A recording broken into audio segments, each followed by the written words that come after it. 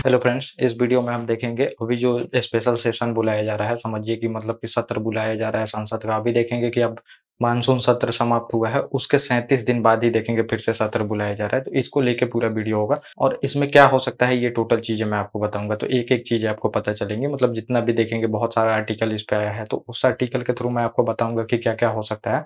तो समझिए ये 5 दिन का सेशन चलेगा जो स्पेशल सेशन है, तो ये समझिए संसद का 3 सत्र चलता है। वैसे तो मतलब कॉन्स्टिट्यूशन में लिखा गया है कि मतलब 6 महीना से ज़्यादा का एक सेशन का अंतर नहीं हो सकता। तो समझिए कि मतलब 3 सेशन बुलाए जाते हैं। बजट सेशन जो कि बहुत बड़ा सबसे बड़ा सेशन होता है, उसके बाद देखेंगे मानसून सत्र आता है, उसके बाद देखेंगे विंटर सेशन होता है। तो वो भी आप देखेंगे 2 तो 3 सेशन होते हैं और जब भी मतलब इम्पोर्टेंट कुछ मतलब काम होता है तो उसके लिए स्पेशल सत्र बुलाया जा सकता है। तो पहले भी आप देखेंगे कि 5 बार लगभग स्पेशल सेशन बुलाए जा चुके हैं। तो वो भी मैं आपको बताऊँगा। तो 1947 में बुलाया गया था वो, मतलब जैसे देश आज़ाद होता है तो बुलाया जाता है वहाँ पे स्पेशल सेशन। तो वो खुशी मनाने के लिए। उसके बाद देखेंगे 1900 फिर 72 में बुलाया जाता है जैसे, उसके बाद फिर देखेंगे 1972 के बाद 1992 में बुलाया जाता है जैसे, देखेंगे कि 50 साल होता है भारत छोड़ो आंदोलन का तो फिर बुलाया जाता है। फिर देखेंगे जीएसटी के लिए 2017 में भी बुलाया गया था, तो वो आधा रात को देखेंगे बुलाया गया था जीएसटी के लिए और फिर ये अभी बुलाया जा रहा है। तो ये समझिए मास्टर स्ट्रोक यहाँ पे लगाने का कोशिश किया जाएगा। तो अभी देखेंगे 5 इलेक्शन भी होने वाले हैं, मतलब 5 स्टेट में इलेक्शन होने वाले हैं दिसंबर में। तो इसको लेके भी देखेंगे, इसको मतलब राजनीतिक पार्टियाँ अपना-अपना जो विपक्ष है वो बता रही हैं, इसके लिए लाया जा रहा है। तो इसमें मैं आपको बताऊँगा कि ये लाया क्यों जा रहा है। तो पहला इसमें ये बताया जा रहा है कि अब देखेंगे G20 जो समिट है वो भी खत्म हो जाएगा और चंद्रयान की जो सफलता हुई है इस पे भी चर्चा हो सकती है, ये भी बताया गया है। तो इस पे जितने भी समझिए हमारे साइंटिस्ट हैं उनको धन्यवाद दिया जा सकता है और ये सब चीज़ें होगी। और इसमें उसके बाद जो सबसे इम्पोर्टेंट बताया जा रहा है, तो यहाँ पे आप देखेंगे कि जो महिलाओं का आरक्षण है, समझिए वुमेन रिजर्वेशन का जो बिल है वो इंट्रोड्यूस हो सकता है। और ये कैसा होगा वुमेन रिजर्वेशन, तो 33% की बात की जाती है, देखेंगे स्टेट लेजिस्लेचर में, मतलब राज्य में भी बात की जाती है और लोकसभा में भी बात की जाती है। तो ये होगा कैसा, और फिर देखेंगे अभी मतलब लोकल लेवल पे तो दी गई है, लेकिन ये होगा कैसे, तो ये आप समझ लीजिए। तो ये बताया गया है कि सेम ऐसे नहीं होगा जैसे कि मतलब लोग समझ रहे हैं 33% सीट उनको दे दी जाएगी, 33% से वो खरी हो सकती हैं। तो देखेंगे अभी कुछ दिन पहले देखेंगे 52 से लेके 57 तक ये स्पेशल चीज़ें एक बनाई गई थी देखेंगे। तो उस टाइम एसी-एसटी के लिए बनाया गया था। एसी-एसटी के लिए कैसा बनाया गया था, तो एक जो सीट है समझिए, एक कॉन्स्टिट्यूएंसी है, वहाँ से 2 लोग लड़ सकते हैं। वैसे ही बताया जा रहा है कि यहाँ पे भी की जा सकती है व्यवस्था।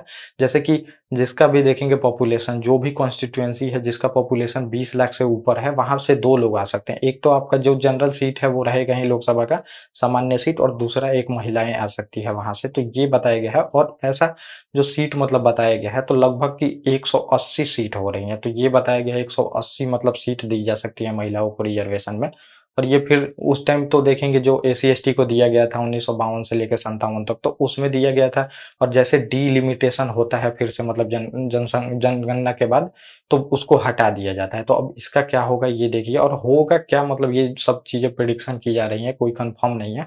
तो ये महिलाओं के नाम पे फिर इलेक्शन का यहाँ पे बात किया जा रहा है कि हो सकता है और इनको रिजर्वेशन देके फिर जो 5 स्टेट में इलेक्शन होने वाले हैं ये कराया जा सकता है। और अगला बिल ये भी बताया जा रहा है कि जो सीआरपीसी है और आईपीसी है, तो इनमें भी बदलाव किया जा सकता है। तो देखेंगे इंडियन पीनल कोड है और तो क्रिमिनल प्रोसीजर कोड है, तो ये सब जितने भी हैं समझिए इसमें बदलाव जो कि ब्रिटिश टाइम के हैं, ब्रिटिश टाइम से ही चलते आ रहा है, तो इनमें भी बदलाव किया जा सकता है। इसके लिए भी स्पेशल सेशन मतलब ये हो सकता है। तो इतने बिल आ सकते हैं समझिए, ये मैंने बताया बिल आ सकते हैं, और भी बहुत सारी चीज़ें इसमें बताई जा रही हैं जो कि की जा सकती हैं। और इसमें ये भी बताया जा रहा है कि वन नेशन वन इलेक्शन का जो अभी देखेंगे कमेटी बनाई गई है, तो इसके लिए भी बिल इंट्रोड्यूस हो सकता है। तो वन नेशन और वन इलेक्शन मतलब समझिए कि एक साथ ही राज्य का भी चुनाव हो जाए, मतलब कि सभी राज्य का चुनाव एक साथ हो जाए, अगर हो सके तो फिर देखेंगे कि मतलब लोकसभा के साथ ही राज्य का जितना भी चुनाव होता है विधानसभा का वो हो सके, तो उसके लिए भी बिल इंट्रोड्यूस हो सकता है। तो ये वन नेशन वन इलेक्शन का बिल्कुल अलग ही टॉपिक मैं आपको बताऊँगा, उसका प्रॉफिट क्या है, लॉस क्या है और कैसे फिर किया जा सकता है। मतलब इतने बड़े देश में इतना समझिए कि इलेक्शन कराना बहुत मुश्किल है एक बार में, इतने बड़े मतलब देश में। एक समझिए कि यूपी में ही कराने में बहुत कितने चरण लगते हैं, तो समझिए कि देश में कराने में कितने टाइम लगेंगे। तो ये इसमें ये भी बताया गया है समझिए। और अगला जो आपको देखने को मिलेगा, तो ये बताया जा रहा है कि समय से पहले जो समझिए लोकसभा डिसॉल्व करके यहाँ पे चुनाव के लिए जा सकती है सरकार। तो ये समझिए ये भी मास्टर स्ट्रोक होगा इनका कि लोकसभा को भंग करके फिर चुनाव आप मतलब वो तो समझिए इसके लिए सत्र बुलाने की ज़रूरत नहीं आती है। ये कैबिनेट बस बोल देती है तो लोकसभा डिसॉल्व हो जाती है, डिसॉल्व होके फिर री-इलेक्शन के लिए जाया जाता है वहाँ पे। तो ये भी बताया जा रहा है जैसे कि देखेंगे गठबंधन बनते जा रहा है, तो ये समय से पहले ही अगर इलेक्शन हो जाए तो ये लोग अभी देखेंगे सीट बँटवारा चाहे कुछ भी अभी हुई नहीं है सही से देखेंगे जो विपक्षी पार्टी हैं, तो इनके लिए बहुत बड़ा ये समझिए कि प्रॉब्लम का हो जाएगा अगर टाइम से पहले इलेक्शन होती है। तो ये भी बोला जा रहा है मतलब कि बहुत एक्सपर्ट द्वारा बोला जा रहा है कि समय से पहले भी इलेक्शन हो सकता है, तो इसके लिए भी जो स्पेशल सेशन है तो ये बुलाया गया है। तो अभी समझिए और रिजर्वेशन का जो मैंने बताया वुमेन रिजर्वेशन, तो इस पे बहुत सारी छोटी पार्टियाँ देखेंगे कि सपोर्ट करते आ रही हैं कि महिलाओं को रिजर्वेशन दिया जाए, तो इससे भी फूट पड़ सकती है देखेंगे जितना भी गठबंधन है, क्योंकि कांग्रेस तो विरोध करेगी, यहाँ पे विरोध करेगी तो फिर देखेंगे अब सभी पार्टियाँ गठबंधन कर रही हैं और वो उसी नाम पे आई हैं। बहुत सारी पार्टियों ने देखेंगे अपना नाम बनाया है कि वुमेन को रिजर्वेशन दिया जाएगा, तो इनमें फूट भी पड़ सकता है। तो ये भी मुद्दा हो सकता है इनके लिए देखेंगे कि बीजेपी के लिए। और फिर देखेंगे विपक्ष बोल रहा है कि मतलब पहले ये स्पेशल सेशन तो मणिपुर के लिए नहीं लाए हैं, उस टाइम मतलब बहुत सारे मुद्दे पे बताएं कि ये स्पेशल सेशन नहीं लाए हैं, लेकिन अभी स्पेशल सेशन ला रहे हैं समझिए कि इसके लिए जो कि कोई काम नहीं है और इसमें बताया भी नहीं गया है समझिए कि कैसे होगा स्पेशल सेशन, इसमें क्या-क्या चर्चाएँ होंगी, बस बता दिया गया है स्पेशल सेशन होगा और ये न्यू पार्लियामेंट का समझिए यहाँ पे उद्घाटन भी हो सकता है यहाँ पे, इसके लिए भी ये स्पेशल सेशन ये भी एक कारण में बताया गया है कि आ सकता है। तो ये पूरी तरह से समझिए कि मतलब ये अपना जो बीजेपी है तो ये पॉलिटिकल मूव यहाँ पे खेल सकती है, तो ये सब चीज़ें तो होती ही रहती हैं और देखिए बहुत सारा बिल इंट्रोड्यूस भी हो सकता है यहाँ पे।